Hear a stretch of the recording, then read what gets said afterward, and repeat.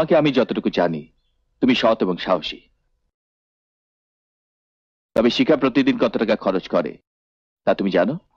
জানে, সেই অর্থে প্রাচুর্য আমার নেই। তবু শিখা যদি আপনাদের ঐশ্বর্যের মায়া ত্যাগ করে আমার কাছে আসে, ওর কোনো অমর্যাদা হবে না। তোমার আর কে আছেন? বিধবা মা আর বড় বোন। আমি ওদের সাথে কথা বলবো। রেখা, তুমি? আমার দিদি?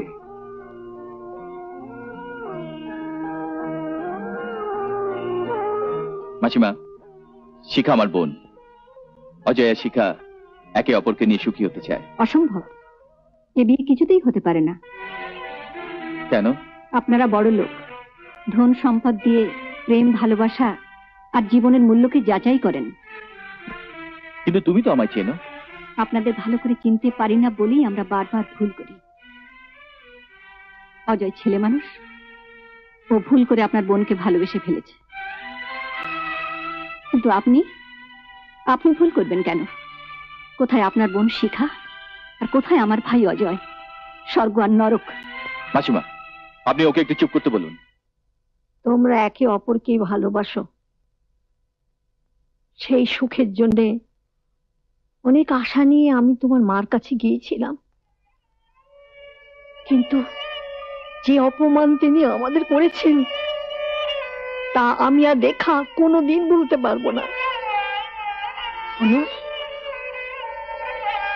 তুমি যা চাইছো তা কোনো দিনই হবে না।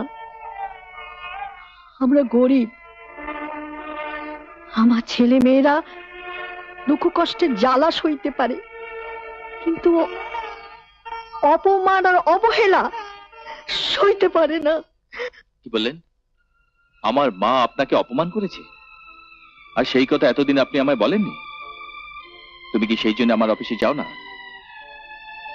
মাসিমা, আমার মার প্রাচুর্যের অহংকার থাকতে পারে, আমারও হৃদয়ের ঐশ্বর্য আছে। ভালোবাসার মূল্য আমি বুঝি।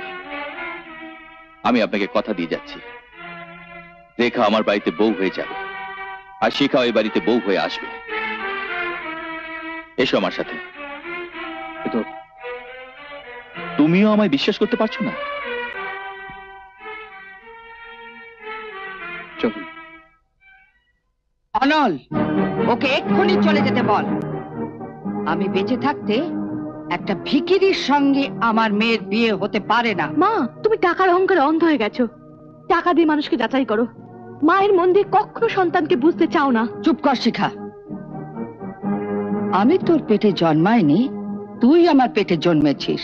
হ্যাঁ মা, আজ আমার মনে হচ্ছে এটাই আমাদের দুই ভাই বোনের চরম দুর্ভাগ্য। যদি তোমার মতো কোটিপতি মায়ের গর্ভে জন্ম না নিয়ে যদি কোনো গরিব মায়ের পেটে জন্ম নিতাম, সেই মা সন্তানের সুখে সুখী হতো, সন্তানের দুঃখে সেই মায়ের চোখে জল আসতো। শোনো মা, অজয়ের সঙ্গে শিখার বিয়ে যদি তুমি না দাও, তাহলে দাদা হিসেবে আমি অজয়ের সঙ্গে শিখার বিয়ে দেবো। তা তো দেবেই ভাগ্নে, আমরা তো এখন পর হয়ে গেছি, তোমরা তো এখন সবাই বড় হয়ে গেছো। আরে বাবা, মা কোনোদিন তার সন্তানের অমঙ্গল চায়? চায় না। মামা, তোর ভালোর জন্যই তোর মা রেখাকে এ ঘরে বউ করে আনতে চায়নি। আর চাইনি বলেই ওরা চালাকি করে তোর বোনকে ওই বাড়ির বউ করে নিতে চায়, পুঁচিয়ে মারবার জন্য। বুঝতে পারছিস না? প্রতিশোধ। আমিও তোমার সঙ্গে যাব। শিখা, তুই তুই আবার অবাধ্য হতে চাস? বাধা দিও না মা, আমাকে আমার বাড়ি যেতে দাও।